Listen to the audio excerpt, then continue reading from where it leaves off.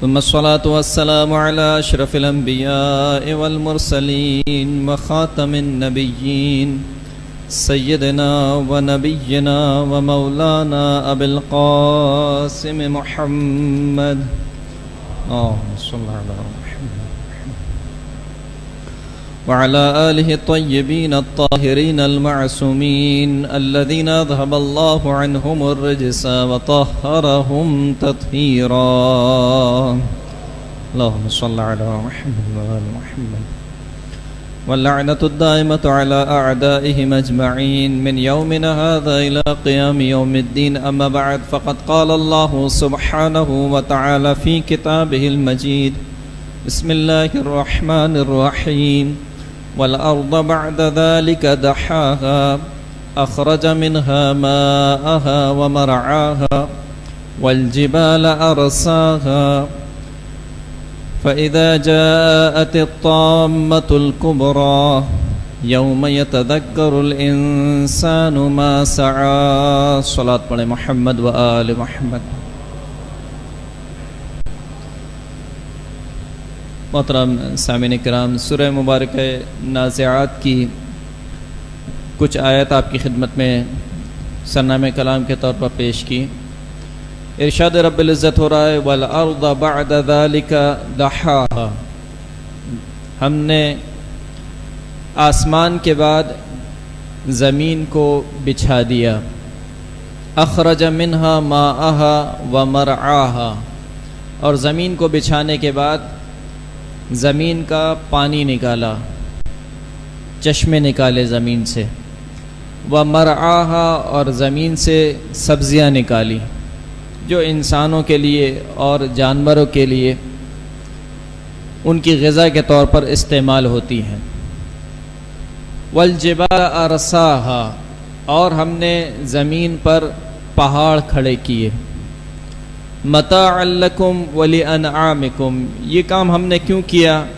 تاکہ یہ تمہارے لیے فائدہ مند ہو سکے زمین، اور جو تمہارے چارپائے ہیں، جو تمہارے جانور ہیں، ان کے لیے زمین فائدہ مند ہو سکے، وہ زمین سے فائدہ اٹھا سکیں.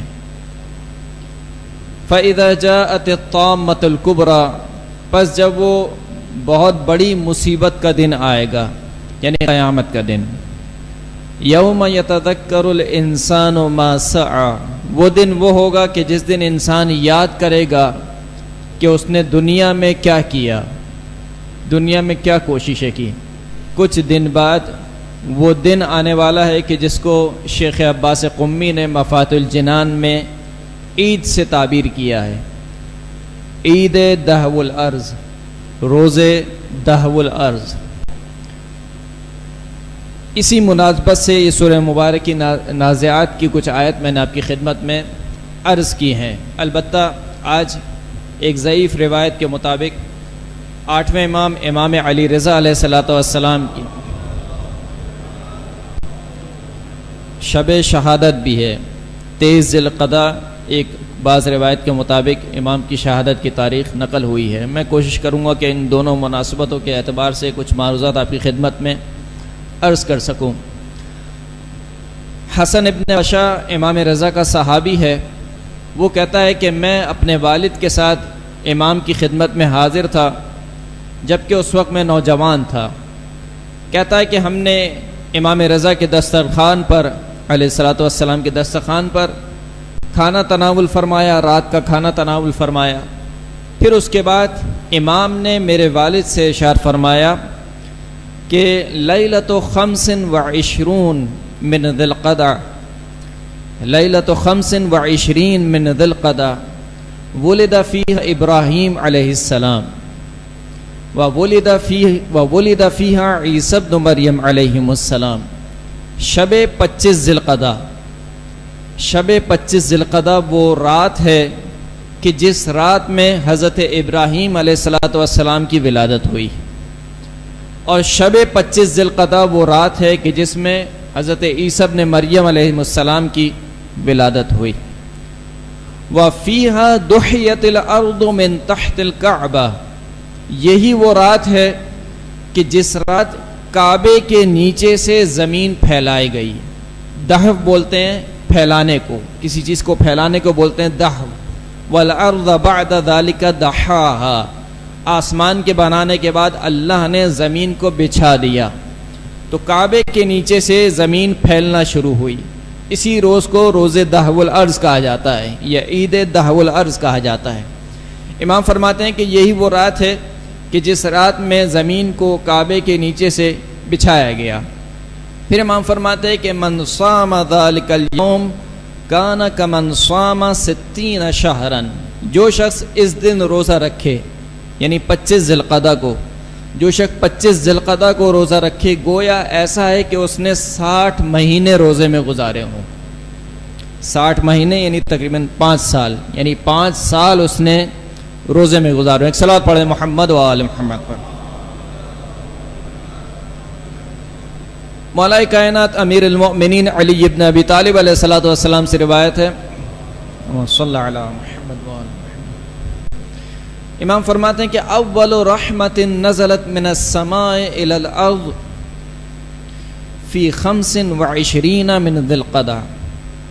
فرماتے ہیں کہ پہلی وہ رحمت جو آسمان سے زمین پر نازل ہوئی وہ 25 ذی القعدہ یعنی ذی القعدہ کی 25 تاریخ کو نازل ہوئی. پہلی رحمت جو نازل ہوئی. فرماتے ہیں کہ من صام ذلک اليوم وقام تلک اللیلہ، جو شخص اس دن روزہ رکھے 25 ذی القعدہ کو روزہ رکھے، وقام تلک اللیلہ اور شب 25 ذی القعدہ کو عبادت میں گزارے، قامہ یعنی عبادت میں گزارے، فلہ عبادت 100 سنۃ، تو گویا ایسے ہے کہ اس نے 100 سال اللہ کی عبادت کی. کیسے 100 سال؟ صام نہارہا وقام لیلہا، ایسے 100 سال کہ جن 100 سال کے دنوں میں روزے رکھے ہوں اور راتوں کو عبادت میں گزارا ہو، ایسے 100 سال. پھر امام فرماتے ہیں ایما جماعت اجتمعت ذلک اليوم فی ذکر اللہ لم یتفرقوا الا یعطوا سؤلہم حتی یعطوا سؤلہم. فرماتے ہیں کہ کوئی بھی جماعت اس دن 25 ذی القعدہ کے دن جب جمع ہو اللہ کے ذکر میں تو یہ جماعت ایک دوسرے سے جدا نہیں ہوتی مگر یہ کہ اللہ ان کی حاجتوں کو پورا کر دیتا ہے. یعنی ان کے ایک دوسرے سے جدا ہونے سے پہلے ہی اللہ ان کی حاجتوں کو پورا کر دیتا ہے. ایک صلوات پڑھ دیجیے محمد و آل محمد. روز دحو الارض عزیزان گرامی، یہ جو ایام ہیں سال کے جو مناسبتیں آتی ہیں ایک طریقے سے ہمارے لیے لمحہ فکریہ ہے. یعنی انسان کے ذہن میں سوال پیدا ہوتا ہے. خود مولا کائنات فرماتے ہیں کہ رحم اللہ امرئن علم من عین وفی عین و الی عین، خدا اس شخص پر رحمت نازل کرے جو یہ جانتا ہو کہ کہاں سے آیا ہے، کہاں جانا ہے اور کہاں پر موجود ہے. یعنی اگر انسان با مقصد زندگی گزار رہا ہے تو اس کے پاس ان 3 سوالوں کے جواب ہونے چاہیے کہ وہ کہاں سے آیا ہے، کس جگہ پر آیا ہے اور اس کو کہاں جانا ہے. تو جب یہ دحو الارض یا اس طریقے کی مناسبت آتی ہیں تو انسان کے ذہن میں ایک سوال آتا ہے کہ آخر اللہ نے اس زمین کو کیوں خلق کیا، مجھے اس دنیا میں کیوں خلق کیا، اور اس زمین کو خلق کرنے سے اللہ کا ہدف اور اس کا مقصد کیا ہے. تو خداوند کریم خود ارشاد فرما رہا ہے کہ والارض بعد ذلك دحاها، ہم نے آسمان کے بنانے کے بعد زمین کو پھیلا دیا. البتہ یہاں پر ایک تفسیری نقطہ ہے لیکن وقت کی تنگی کی وجہ سے میں اس کو بیان نہیں کر رہا ہوں. ہم نے آسمان کو بنانے کے بعد زمین کو پھیلا دیا. جب زمین کو پھیلا دیا تو کیا کیا؟ پھر پھیلانے کے صرف پھیلا دینا کافی نہیں تھا. اخرج ماءھا، ہم نے زمین سے اس کا پانی نکالا. صرف پانی نکال دینا بھی کافی نہیں تھا. ومرعاھا، زمین سے سبزیاں نکالی، چراگاہ بنایا زمین کو. کس کے لیے؟ خود انسان کے لیے بھی اور حیوانوں کے لیے بھی. یہ کام ہم نے کیوں کیا؟ متاعا لکم، یہ کام ہم نے تمہارے لیے کیا تاکہ تم زمین سے فائدہ اٹھا سکو. یعنی خداوند کریم یہ فرمانا چاہ رہا ہے کہ دیکھو یہ جو کائنات خلق ہوئی ہے، جو زمین ہم نے خلق کی، آسمان کو بچھایا، آسمان کا زمین کا فرش بچھایا، آسمان کا شامیانہ لگایا، یہ کس لیے لگایا؟ لکم، یہ تمہارے لیے لگایا۔ الم تروا ان اللہ سخر لکم ما فی السماوات وما فی الارض واسبغ علیکم نعمہ ظاہرۃ وباطنہ، کیا تم نہیں دیکھتے ہو کہ اللہ نے ہر اس چیز کو جو آسمان میں ہے اور ہر اس چیز کو جو زمین میں ہے، سخر لکم، وہ تمہارے لیے مسخر کر دیا، تمہارے کنٹرول میں دے دیا۔ وَأَسْبَغَ عَلَيْكُمْ نِعَمَهُ، اور خدا نے اپنی نعمتوں کو تمہارے اوپر فراوان کر دیا، چاہے وہ ظاہری نعمتیں ہوں چاہے وہ باطنی نعمتیں ہوں۔ بس یہاں سے یہ بات سمجھ میں آ گئی کہ جو زمین خلق ہوئی ہے، یہ جو آسمان خلق ہوئی ہے، یہ پوری کائنات جو خلق ہوئی ہے وہ میرے لیے خلق ہوئی ہے۔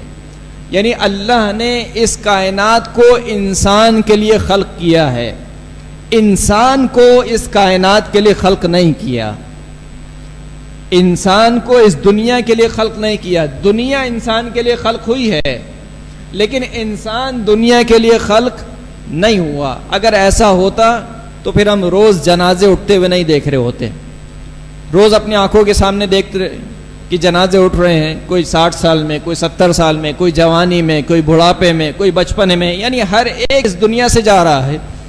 جب محمد مصطفیٰ نہ رہے تو کون رہے گا؟ ہر ایک اس دنیا سے جا رہا ہے۔ اس کا مطلب کیا ہے کہ یہ دنیا ہمارے لیے نہیں ہے، ہم کسی اور دنیا کے لیے خلق ہوئے ہیں، ہم اس دنیا کے لیے خلق نہیں ہوئے ہیں۔ یہ دنیا ہمارے لیے خلق ہوئی ہے لیکن ہم اس دنیا کے لیے خلق نہیں ہوئے ہیں۔ اسی لیے خداوند کریم حدیث قدسی میں ارشاد فرماتا ہے کہ یبن آدم خلقت الاشیاء لاجلک وخلقتک لاجلی، اے ابن آدم میں نے ہر چیز کو خلق کیا تیرے لیے لیکن تجھے میں نے خلق کیا اپنے لیے۔ تجھے جب میں خلق کر رہا ہوں تو اپنے لیے خلق کر رہا ہوں۔ اس کا مطلب ہے کہ ہماری تخلیق کا مقصد یہ دنیا نہیں ہے۔ تو اگر کوئی شخص اس دنیا کو ہی اپنا ٹھکانہ سمجھ رہا ہے اور یہ سمجھ رہا ہے کہ 4 دن کی چاندنی ہے، ہنس کھیل کے گزار لو، آخرت کس نے دیکھی ہے، جہنم کس نے دیکھی ہے، دوزخ کس نے دیکھی ہے، یہ کفار کا عقیدہ ہے۔ کفار کا عقیدہ قرآن مجید میں کیا بیان ہوا؟ وہ کیا کہتے تھے؟ وہ کہتے تھے کہ ان ہی الا حیاتنا الدنیا، بس یہی دنیا ہے ہماری، اس کے آگے پیچھے کچھ نہیں ہے، ہم مر جائیں گے، جس طریقے سے حیوان مر جاتے ہیں اسی طریقے سے ہم بھی مر جائیں گے، مٹی میں مل جائیں گے۔ یہ کفار کا نظریہ ہے۔ ہم مسلمان ہیں، ہم نے کلمہ پڑھا ہے لیکن ہم جب عمل کرتے ہیں تو گویا ہمارے عمل سے ظاہر ہوتا ہے کہ ہماری بھی بس یہی دنیا ہے اور ہم اسی دنیا کے لیے آئے ہیں اور پھر اس کے بعد ہم مر جائیں گے، مٹی میں گل مل کے ختم ہو جائیں گے۔ ایسا ہرگز نہیں ہے۔ تو اللہ نے انسان کو خلق کیا ہے کس کے لیے؟ ایک دوسری دنیا کے لیے، اور یہ والی دنیا انسان کے لیے خلق کی ہے، انسان کو دنیا کے لیے خلق نہیں کیا۔ اسی وجہ سے جب آپ کوئی جنازہ اٹھتا ہوا دیکھتے ہیں، کسی کی موت کی خبر سنتے ہیں تو کیا کہتے ہیں؟ انا للہ و انا الیہ راجعون، یعنی میں اللہ کے لیے خلق ہوا ہوں، انا للہ، ہم اللہ کے لیے ہیں، و انا الیہ راجعون، پلٹ کر بھی اسی بارگاہ میں جانا ہے۔ بس یہ دنیا ہمارا ٹھکانہ نہیں ہے۔ تو پھر خدا نے اس دنیا کو کیوں خلق کیا ہے؟ اللہ نے اس دنیا کو خلق کیا ہے کس وجہ سے؟ تاکہ انسان اس دنیا سے اپنی دوسری دنیا بنا سکے۔ فَإِذَا جَاءَتِ الطَّامَّةُ الْكُبْرَى، جب وہ بہت بڑی پریشانی والا دن، مصیبت والا دن، طامہ بولتے ہیں مصیبت کو، جب وہ بہت بڑی مصیبت والا دن آئے گا تو يَتَذَكَّرُ الْإِنسَانُ مَا سَعَى، انسان یاد کرے گا اس دن کہ میں پچھلی دنیا میں کیا کر کے آیا ہوں، اس لیے کہ انسان وہاں پر وہی کاٹے گا جو یہاں پر بو کر جائے گا۔ تو اس کا مطلب ہے کہ یہاں پر یہ جو دنیا خلق ہوئی ہے، انسان کو جو اس دنیا میں بھیجا ہے اس لیے بھیجا ہے کہ اس دنیا سے اپنی وہ والی دنیا آباد کرے۔ وہ کون سی دنیا؟ جو ہمیشہ ہمیشہ رہنے والی دنیا ہے۔ یہ فانی دنیا ہے، ہر لذت یہاں کی فانی ہے زن گرامی، ہر لذت یہاں کی اس دنیا کی فانی ہے۔ اب یعنی اگر انسان پوری دنیا کا مالک ہو جائے، پوری دنیا اس کو دے دی جائے، پھر بھی انسان کو ایسا لگے گا کہ میرے پاس کچھ کمی رہ گئی ہے، کچھ نہیں ہے میرے پاس۔ یہ اس دنیا کی خامی ہے کہ سب کچھ ملنے کے باوجود بھی انسان اپنے آپ کو فقیر محسوس کرتا ہے، اور وہ آخرت ہے کہ جہاں پر تھوڑا سا ملنے کے بعد بھی انسان کہتا ہے بہت مل گیا۔ ایک صلوات پڑھ دیجیے محمد و آل محمد پر۔ بس آخری نقطہ آپ کی خدمت میں عرض کروں اور میں منزل مصائب پر آ جاؤں گا۔ اللہ نے انسان کو بعد میں خلق کیا۔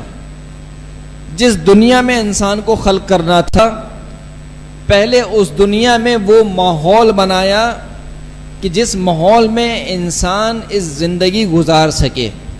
یعنی کیا مطلب؟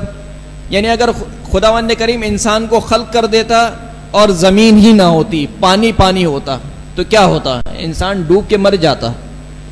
اگر انسان کو خلق کر دیتا، زمین تو ہوتی لیکن زمین پر نہ پانی ہوتا نہ کوئی سبزی ہوتی، تو انسان بھوکا مر جاتا۔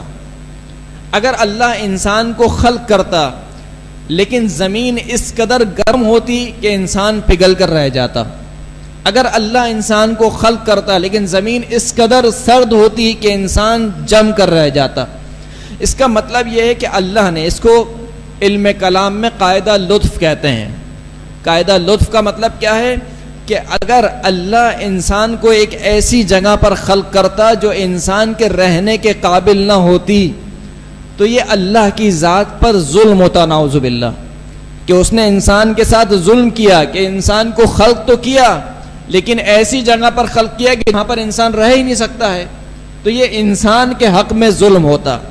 لہذا اللہ نے پہلے اس زمین کو انسان کے رہنے کے قابل بنایا اور پھر انسان کو خلق کیا۔ تو جب اللہ انسان کی مادی ضروریات کا اس قدر خیال رکھ رہا ہے، اس کے جسم کا اس قدر خیال رکھ رہا ہے کہ ایسا نہ ہو کہ پیاسا مر جائے، ایسا نہ ہو کہ بھوکا مر جائے، ایسا نہ ہو کہ گرمی کی شدت سے مر جائے، ایسا نہ ہو کہ سردی کی شدت سے مر جائے، تو جب انسان کی مادی ضروریات کا اس قدر خیال رکھ رہا ہے تو اس کی معنوی ضروریات کا کس قدر خیال رکھا ہوگا؟ وہ معنوی ضروریات کیا ہے؟ انسان کی معنوی ضرورت انسان کی ہدایت ہے۔ لہذا ایسا ہو ہی نہیں سکتا ہے کہ اللہ انسان کو تو خلق کرے لیکن اس کی ہدایت کے لیے کسی ہدایت دینے والے کو خلق نہ کرے۔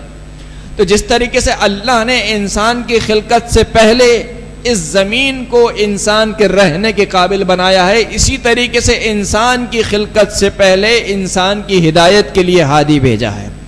ایک سوال پڑھ دیجیے محمد و آل محمد پر۔